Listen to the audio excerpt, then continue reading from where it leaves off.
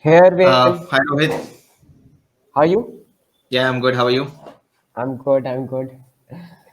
So just now we had a Manoj session. Yeah. So So so that, like till now it's going really good, and I hope like people will be engaging with you and asking questions. yeah, And I think like you'll be left with some time to answer those questions. yeah. So yeah. Exactly. So yeah, over to you, Arvind. You can introduce yourself. Um, Great. So let me, if you could put my presentation on, I'll quickly start sharing sure, sure. stuff, and then we can get things looking at it. Clear? Sure. Great. I could Yes. see that on the screen. So welcome everyone. Thanks Confab, Codeops, Rohit, Ganesh, Hari, everyone who has helped to organize this in a very critical juncture, because for the reason this is not easy, and I would really love to meet you all in person. And we've been doing all of these meetups, etc., for quite some time, and but this is a bit tricky and also a bit different way of things to look at. So but then the content is fun filled. I hope I'll entertain you. I hope I'll show something interesting, and so that you can go and implement back in your daily projects. So that being said, I'll quickly talk about what we're going to look at today, and explain and take you through a demo. And then also we'll also see some other things, applications along with Elastic and Python. There are a bunch of open source projects. There are things that we are doing, so I'll take a look and explain that. But for people who don't know me, I am Aravind. I work at Elastic as a developer advocate. I do a lot of these meetups, events. I work on projects. I work on developer APIs, multiple stuff. Majority of developer experience related stuff. And I'm quite happy to be here today talking about Python and Elastic. If you have any other questions other than that, I'm also helpful. I'm also happy to help you that regarding. So the agenda for today is why search. Obviously, I believe that you would obviously have something similar. You would know, but also about how to build search, and talking about app search, and then some resources.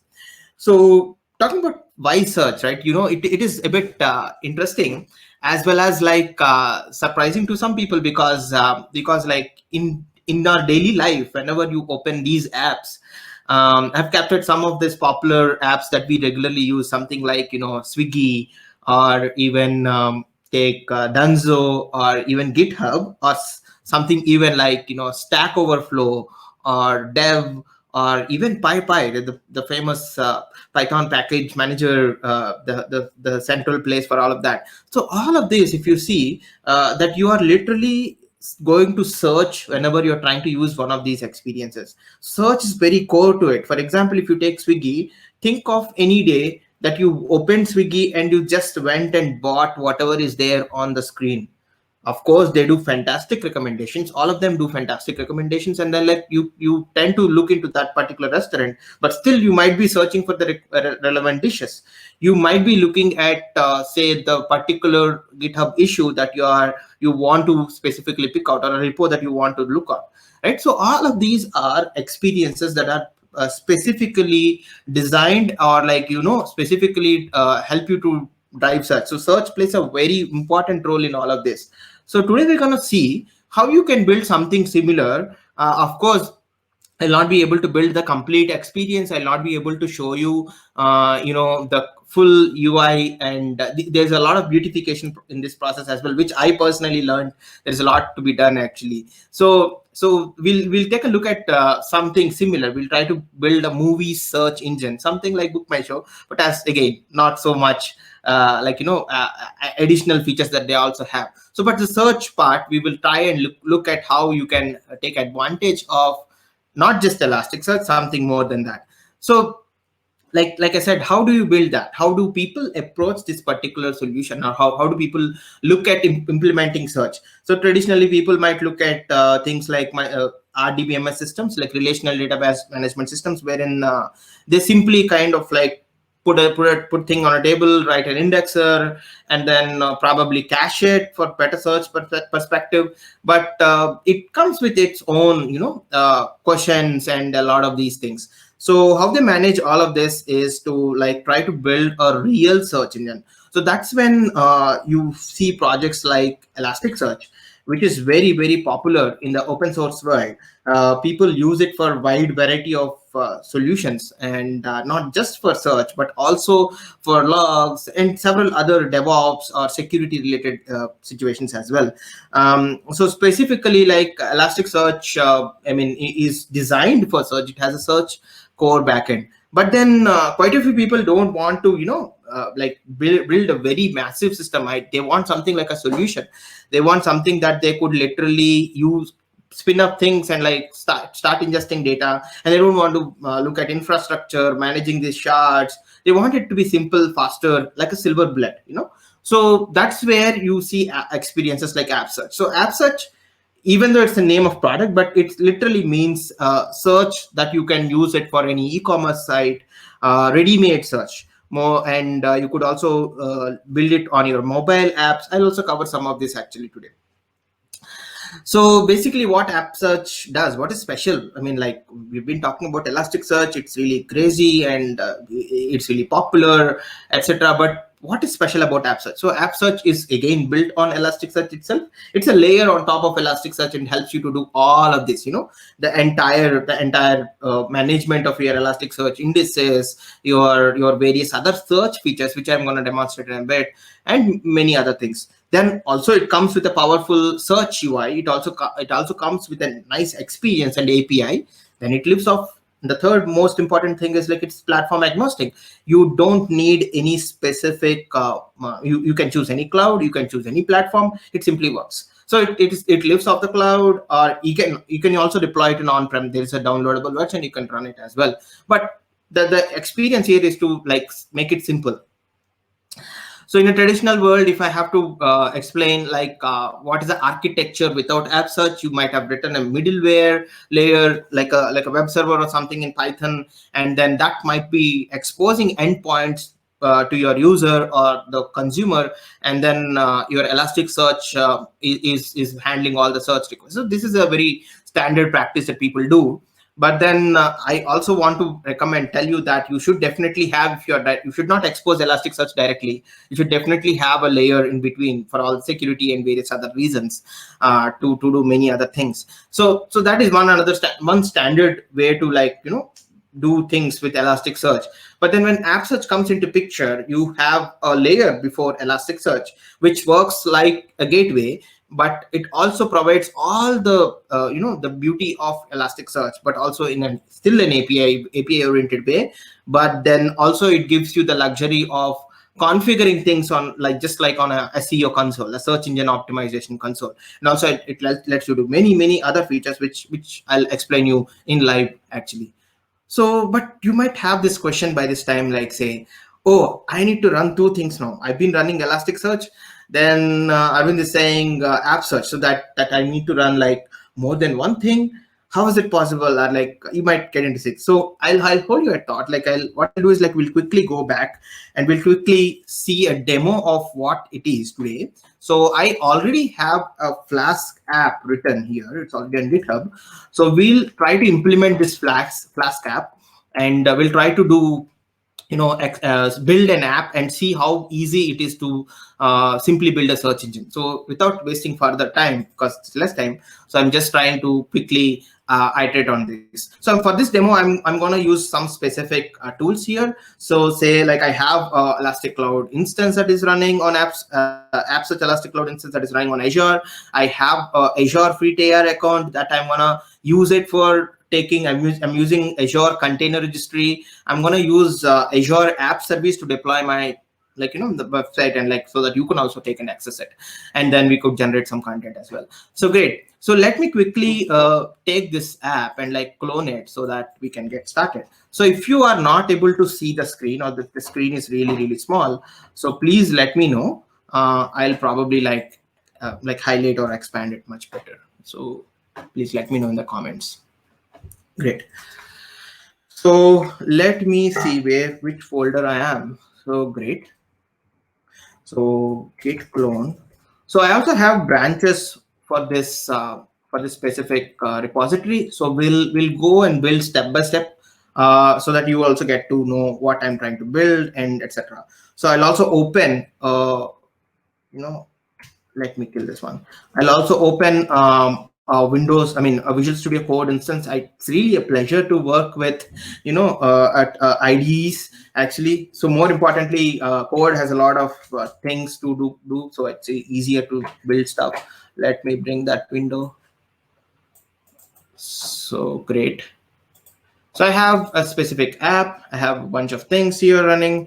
So it's in the master branch, but I'm gonna do the bare bones app first of all. So I have built a basic Flask app which has few endpoints and it does all the things. And it has a small, simple HTML view. Of course, you could use something like a React-based front end to everything, but I have not done that. Like, okay, let me see the.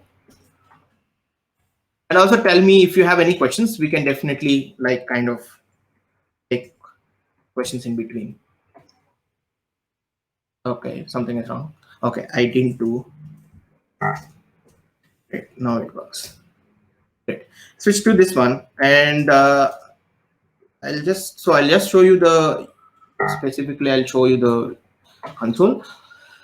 So I have a main.py, which has nothing, just a home.html. I have some HTML files which is gonna come handy when we go do and more things. So I have a specific CSS framework that I'm gonna use called Spectre. So which will also like do that. So I have simple Flask app. So let me simply go and do Python main.py. It starts a server.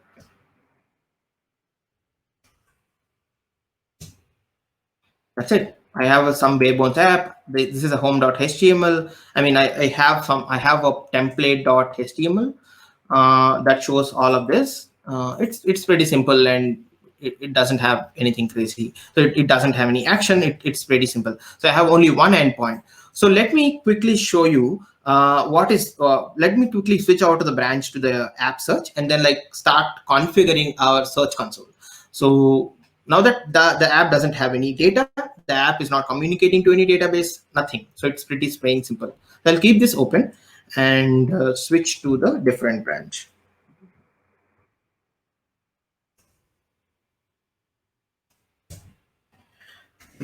Check out.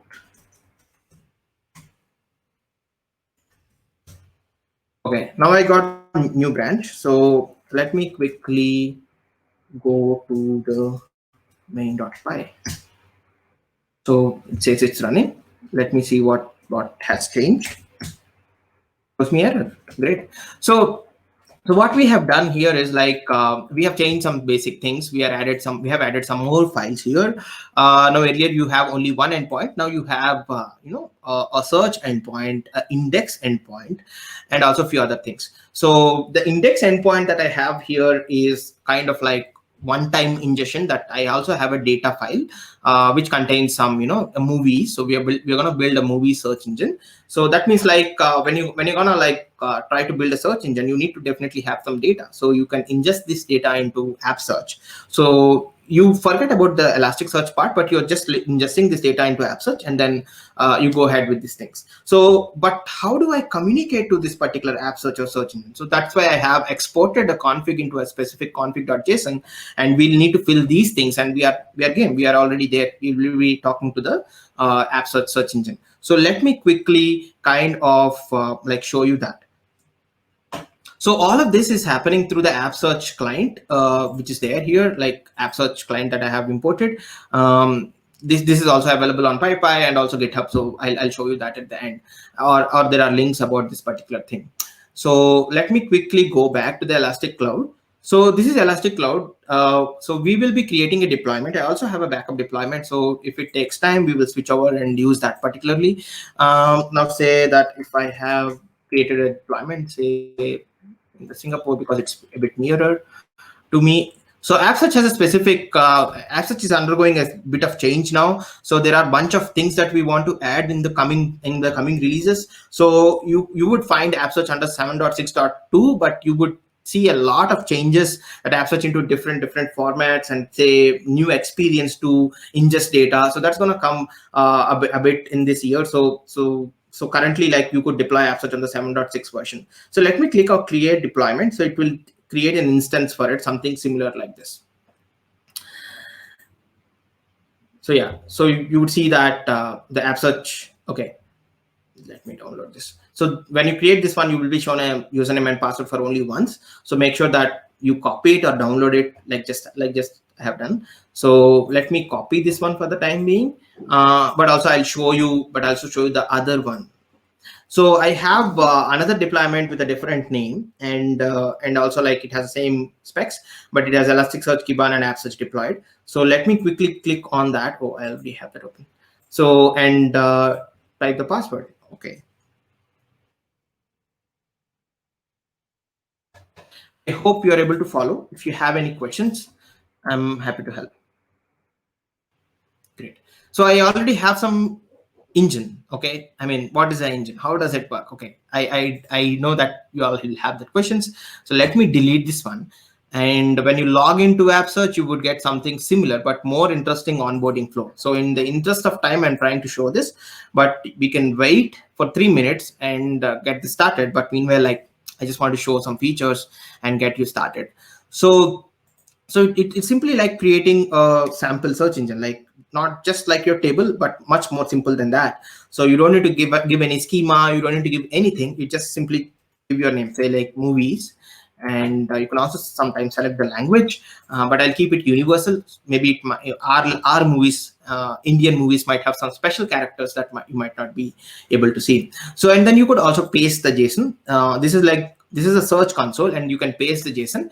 You will also be able to like upload a JSON file. Of course, it has some certain limit, but you can do that. So, and then you could go and like call the API with the private key and let you do this stuff. So before getting into this part, like say how do you create engine, how do you ingest the part, we will do all of this through the Python app that we have built through the endpoint that we have. So let me literally talk about the credentials and other stuff. So every engine is secure. Every engine has specific API keys. So you have a private key, you have a search key, you also have a signed search key, which we are not talking today.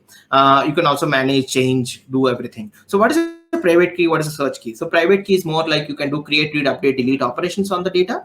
Search key is only for search. So these are the keys that you could give to your clients, so that like your clients can only search the data, but it will not be able to do anything more than that. So let me simply copy this endpoint and start pasting this here, like in the config.json. So one thing to remember here is remove this HTTPS, the leading, and also need to add some versioning related to API. So like you see here, there are some specific things here. So you might want to add that. Of course, you don't need to do the engine, movie, documents, etc., because anyway, we are taking care in the program about that. So let me add that. I'll leave the trailing thing. And then you could choose any API key, but because we are indexing the data from the specific place, I would choose the private key. So I'll simply copy that and put it here.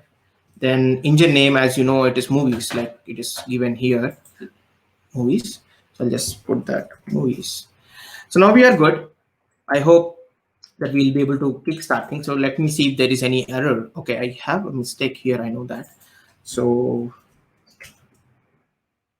I'm reading the wrong config file. So I need to correct it in the Git as well. So now that we have all the config setup, the client setup, and what we are literally doing is like, trying to search the thing with a specific API key on an engine and index the data, etc. So when you see now that there is no data, it shows nothing but simple, straightforward, a plain page.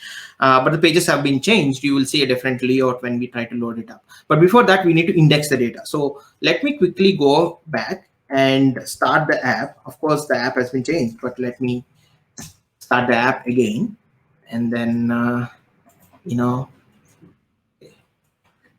come here.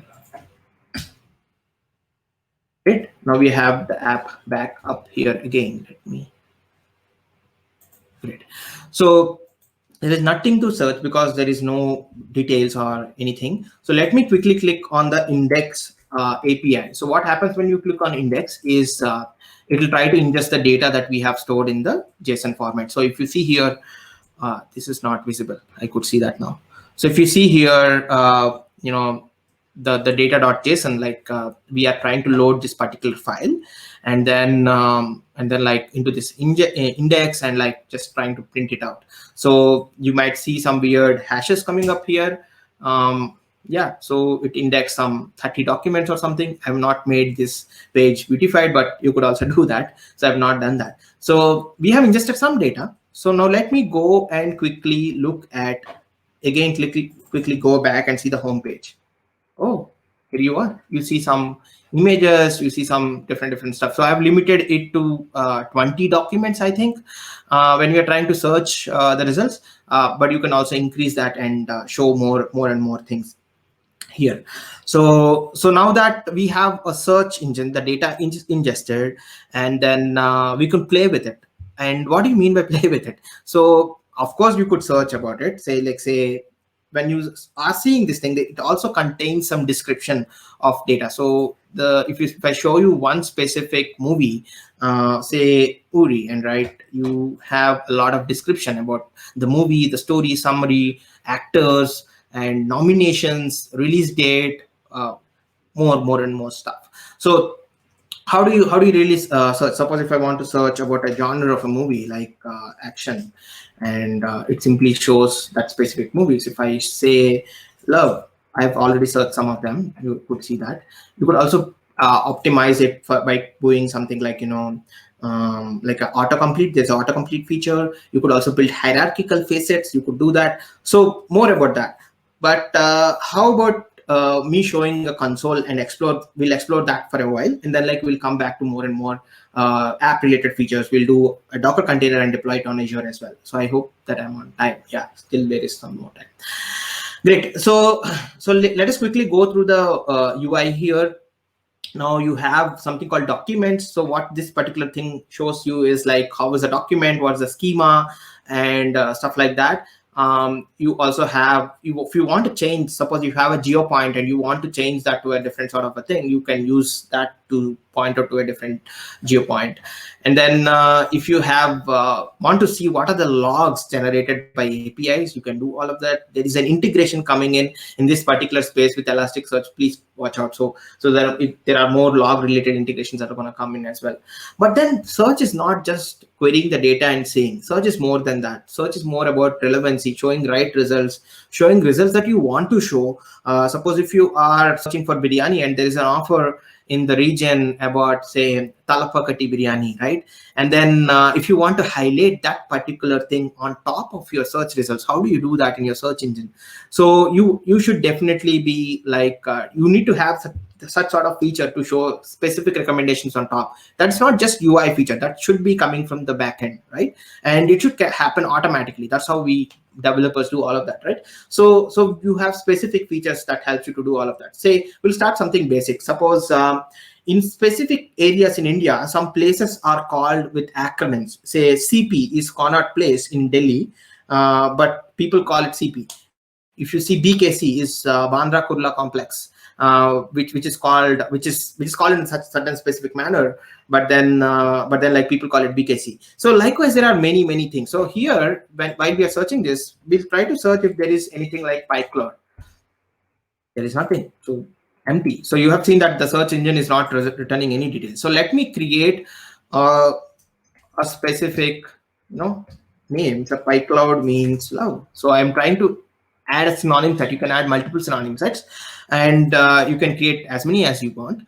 And then now if I want to search whether PyCloud returns results. So all that happening without me touching the code, without me restarting the app, and only not even changing anything from your data, and not even changing anything at your API or nothing.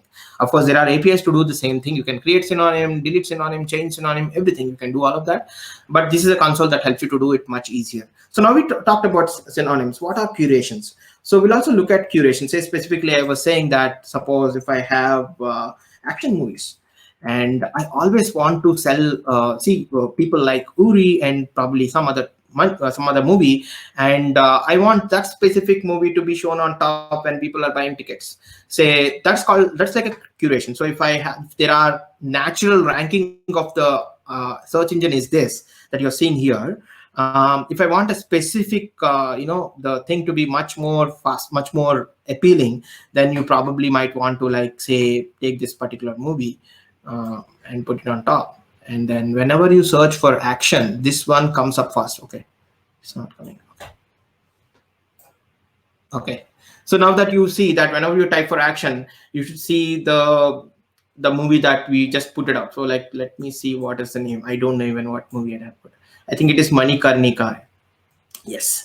So let me go and search if we could get some similar action words. If I type action, so whether it would come stop, because earlier it was different sort of search result. So likewise, you could do more and more of these things with the search console.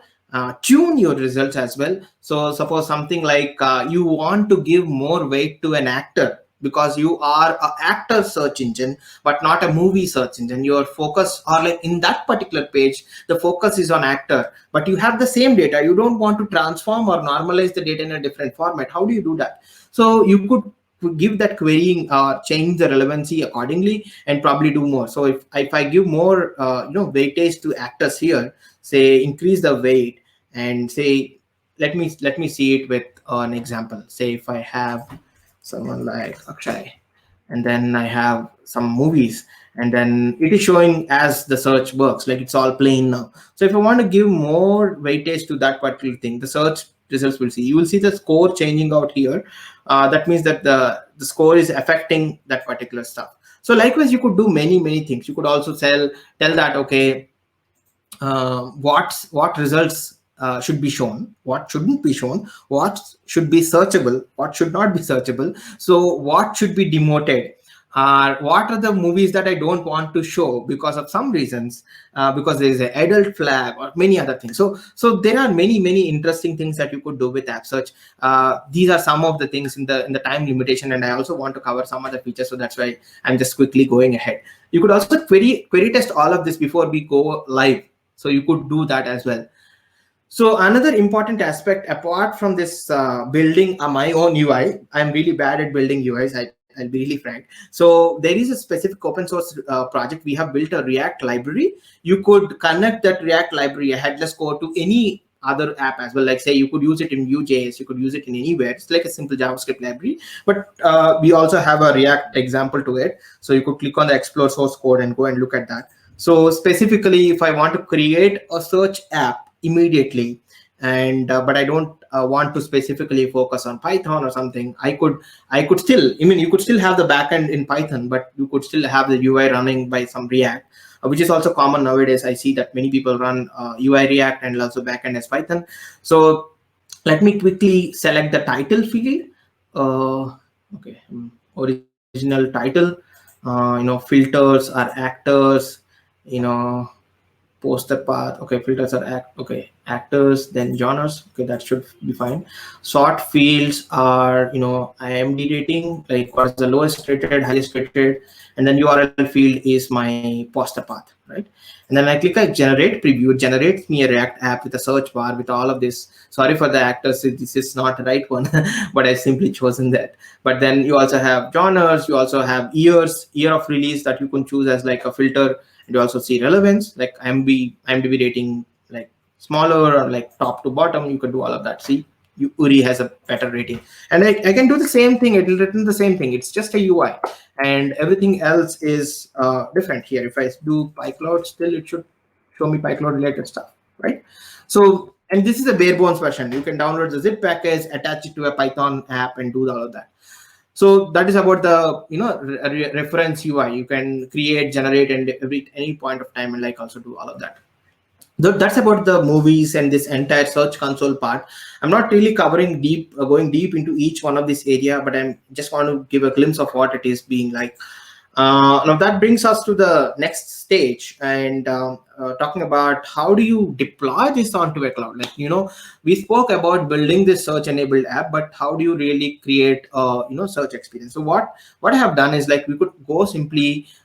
VS Code has fantastic extension ecosystem, so you could you just need to simply install Azure App Service connector. You just need to simply install a Docker connector. I'll also give you that tutorial that I have referred in the link, so that you can go and build this yourself. I mean, not even using my app.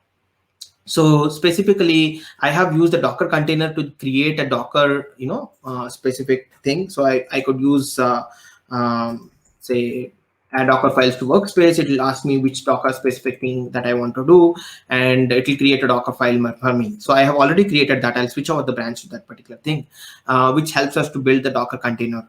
But at the same point of time, you also have connectors from VS Code to push data directly to any container registry. I have added Azure Container Registry here, so I'll show you about that. And then we could simply deploy this on cloud, and you could also access this very easily. So let me quickly go and open this one. So we have to do git checkout, hoping that my changes will be preserved. Docker, I have a branch Docker. Yeah, I have two changes that should be there. So now just we simply go back here and say, go to here. I don't know where this one. Sorry.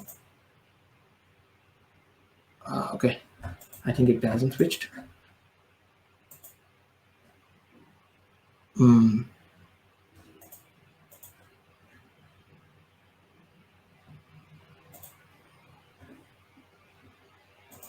It didn't recognize the Docker file. So let me simply refresh this one, so that we also have a launch.json. So if the launch.json is there, so we'll be able to see everything. So it has the Docker related configuration to pick up the stuff. So generally it does that, but if it doesn't, so let me quit this one and open, rather than writing a fresh one.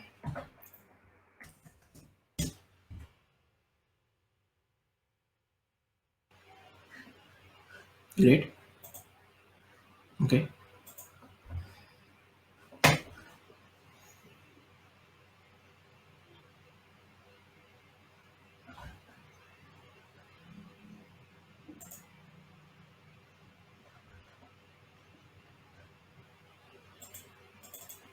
So it's trying to debug the file, which I don't want to do. So what I want to do is, like, build a Docker container. So let me try to see if I could build a Docker container here.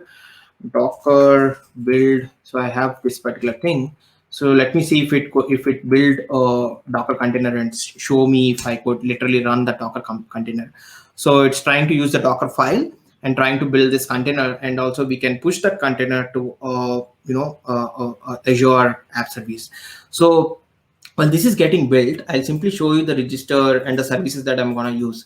So I have created a container registry account and like a small repo under name. So it has aravind.acr.io. That is my Docker Hub version of it. So I can literally push an image into this particular thing. And then I also have Azure App Service free trial again. Like, you could simply push that Docker container into that particular place. So let me see. Once that I have built this container, I could push this thing. So I'm looking forward to push this directly to the Docker registry. So if I click on Azure Container Registry, build an image. So what it will do is, like, take the same Docker file, build it, but push it to the specific container registry that I'm talking about. So it also asks me what is the name of that app and etc. So let me simply say this one as PyCloud. So it runs that. So what's the container registry? What is the base image? It starts with some things. So let me show you how the UI, or how you can approach this from the Azure point of view. I also want to see if there are any specific. Okay, I'll answer the questions in the meantime. But meanwhile, let me quickly go through the specific things. So I have a free Azure account, and then I have container services here. So container registry. So container registry is like your Docker Hub, literally like Docker Hub. You can containers, you can build all the containers to the specific place. You can do pipelines. You can do bunch of other stuff. It's very interesting. And then like it's like you can maintain your private images as well. So that is one other silver lining there. Okay, I have the wrong account configured here. That is why I'm not able to see the data here. This is the account. So I have my personal account. I also have my organization account through which I could deploy. So, but I'm using the personal account. So it's a proper way to deploy and run stuff, because as a developer, you might want to do that. So then app service is like your PaaS, wherein you could deploy a specific runtime and ask things to be done. So PyCloud, I have deployed PyCloud previously, the same sort of app. So that is one another thing to look at. Let me see if this has been done actually. It says it is failed. Very interesting. So probably there is an internet issue. Let me try to build this one again. Okay. So sometimes when you try to build this new image, it might not work, or it might have some specific problems. I don't know what is wrong with my launch.json. It is not able to recognize, but generally it recognizes the launch.json that I already have. So I don't know what's wrong. Anyway, maybe there's some debugging change. Okay. Okay, so I think something is wrong, but I have all this code checked in, and you could also see that specific container, etc. So I've removed it so that you could see that. But then like anyway, so you could also like go to the repositories and see the container being built here, and then push. It's a simple click from there, from the Azure App Service, to right click and deploy a web app, and to deploy a container into that, create an app service. At the same point of time, you could also be able to do put this into container instances. So if you still don't want to run it off something like app services, you could do something like container instances, which is like a container that you can run in a specific environment with all the configs and things by yourself. And this is also an interesting way to look at things. There are many other open source projects on Kubernetes which runs something similar. Like you can take a container and run it on any environment, and like your own service actually. So you can do that as well. So that is another interesting way to look at. So my goal is to like pull this particular thing, build this one, and like kind of do stuff. So somehow it is not working. But anyway, so I already have. I have few more minutes. I think I'll stop at another 3 minutes, but I already have some other, ready-made thing. So let me show you.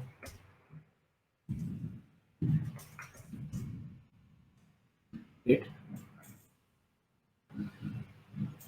So this is a complete working app. I think it should show up. Yeah. So if I click on this one, it will start debugging the container. I don't want to do that. So let me try to build this container here. So this is the same thing, but this is where I have done the production deployment. So let me change this to 10. And while that is getting built, we can take some questions. So what are specific questions? Are there any questions as well? Great. So I could see. Yes, sir. There are so many questions. You can pick. Okay, yeah, we can go ahead one by one. So great session on Elasticsearch. I'm always fascinated by this, and now I see how easy to work with. Yeah, I think, we are also working on making it simplify for all of the people, because quite a few people don't want everything to be done, and they want a bit of it, but also the same speed, also the same thing, but also all the fastness and the features, etc. So we're going to do more on this area actually, very much, and you will see more of these changes coming in. It's already reflected, but it takes few more weeks and months to do in a full-fledged manner. Another question is, why is index function required? Why do we need to call index function before searching for any item? So index is indexing the data, or calling this API to put data into it. That's it. We're not doing anything extra there. We're just trying to ingest the data. Otherwise, you could also use the API, or you could also use the uploader here that I have shown. to push the data. You could always do that. So if I go to documents and you see index documents, you either paste a JSON simply like this. We have a sample there, or you could also like upload a JSON file, which is pretty simple. Download any, go to awesome data sets on GitHub, and like you can do that as well. One more question: what are the common area of use of Elasticsearch? There are 3 common areas: search engine, observability, where you can use it for logs, metrics, application traces, metrics, time series data. That is one other use case, and now people are using it for security, threat hunting, more of that use. So search, observability, and security. And also another area is like how, another question is like how using Elastic Cloud is different from using a managed service like AWS Elasticsearch in terms of functionalities, cost. So functionalities, it is way different, to be frank.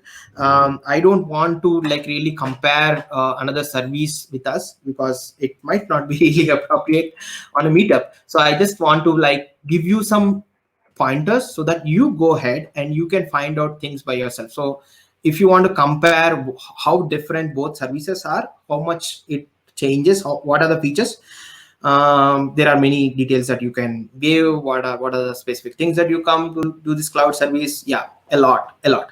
But one thing that I leave you with here is Elastic is the creator of all these open source projects: Elasticsearch, Kibana, Beats, Logstash, APM, all of this that you are seeing here. So there is a advantage working with company or consuming services from that point of view. In fact, there are quite a few people that use Elastic. Like you might be looking at, you might be interacting with Elasticsearch as we speak. There are a bunch of companies which use it in every other format. So that's it about that. So, but really good question, thank you so much. And then like another area is like, what are the ways to query and visualize large amount of data from Elasticsearch and to make available for search? So yeah, there are multiple ways. So the basic thing is, there are query time improvements, there are infrastructure side improvements, there are maybe many other improvements that helps you to reach that thing. So scroll is a good API, but you should also not keep the scroll context alive for a long time. You should also take newer features like slicing. You should also take several other features that we have introduced. I don't want to go and talk about more scroll API related things. If you could mail me, I'd be happy to help. Or you could also go on to our discuss.elastic.co and create a post. We'd be happy to really help about that. Right. Okay. I think Sandeep is a veteran community member who is answering the questions in the comment. I'll leave it to him so that he's really good at doing all of that. So thank you, Sandeep. Then also another question is it possible to customize the UI generated to console and adapt for apps design? 100%. That is why we kept it very bare bones structure. You need to apply your own CSS framework. In fact, React offers quite a few templates. We have built a React library, and you could use that to do that. So now that I have completed this thing, I hope that it's built to Azure. So in the container registry, let me see if it is built. Okay, it's rotating. So you see the app is already built here. So I could do anything from now. So if I make it public, you could also pull this repo by default. So let me quickly go here and see if I could deploy that onto the app service here. So there is nothing at the app service now. So open this one and see if there is a Azure app service connector. I could say I could simply deploy it to the Azure app service. And if I want to name this, I could name it like PyCloud. And the name of the project that I have, this thing is this. I have create a new service plan, name of plan, F1 free, then Southeast Asia. It deploys the website and we are good. So by the time it gets deployed and it shows URL so that you could also access. Let me complete the presentation and show you the links that I've been promising to tell you. Sorry for taking more time. I think we'll get to that here. So thank you, Rohit. So there are 3 other things that you could also do with Elastic and Python. Quite a few people ask me that, what else apart from search, like somebody was asking. So there is an open source application performance management or monitoring that you can do with Python apps, that you just need to use the Python agent. Again, the code is open source, fully free. Go and like you can see the demo at demo.elastic.co/apm/app/apm. This presentation is already with you, so you could also go and click on the links. And I'm developing a code lab so that you could also go into that specific stuff. And the recording is already there, code is already there. Then you also have another specific library that we recently open source, which is called eland. So what it specifically does is uses it's like a Jupyter Python notebook, through which you'd be able to, in the Jupyter Python notebook, you could use it and like slice and dice the data, use machine learning, use specific models, and we also have an ML feature and API, so you could do all of that. So that is what eland is used for. There are some examples and you could also go and look at many of these. Further reading about the app and everything that I spoke about, including the tutorials that I have followed, everything. So go and visit this link. I believe that it will be helpful. So that would be really great. And then there are some more information that I want to share is like, the Cloud Community Days is coming up. I'm speaking there as well. So bit of like, promotion for me. And then we also have, I think, developer stories, which is like a blog writing contest. So you could also use that. And then obviously like bunch of resources related to Python. I have picked the tutorials from this link and then built this entire tutorial and also like deploying on the website thing. So that's it from my side. If we could quickly see that the app is built. Let me copy this one. Okay, it's not showing.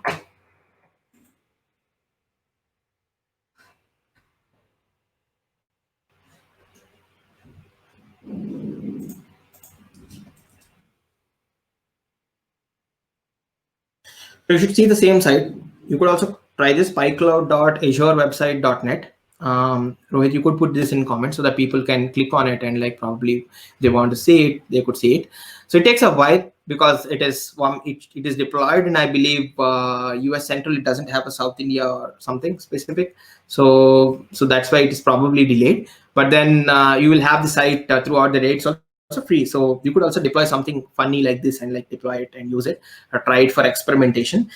But don't do it without testing if you're going for production. Keep a staging environment. So that's it from my side. And if you have any questions, like I'm happy, I'm around, and you know where to reach out to me. I have my Twitter DMs open. You could ask me on Twitter.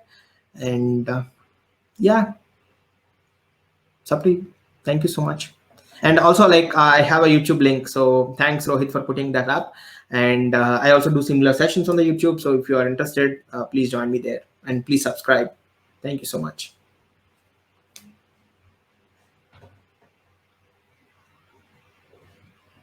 Rohit, are we good? Yeah. Hi, Aravind. Sorry, I was speaking on mute. So thanks a lot for your cool demo and like interactive session. I totally believe that people would have loved your session. Also, about your session details and your presentation slides, I have already put that on the comment box. So guys, I would like to tell you, like Aravind is going to speak at our upcoming conference, which Aravind has already mentioned. It's called Cloud Community Days. So you can visit our website. It's already there in the comment box. And because we have been doing so many meetups with Aravind, and he does a lot of cool sessions. And like we are expecting similar kind of thing for the PyCloud as well. So this is the first time we are doing this conference in such a large scale and that too virtually. So it's really great to have you, Aravind. Thanks a lot. Thank you. And I look forward to see you. Everyone, you can see this link and it has a ton of resources. I didn't show you here because we already breached the time and it's already 5 minutes more. Thank you, everyone. Thank you for having me. And thanks for the opportunity, everyone. Thank you, Aravind.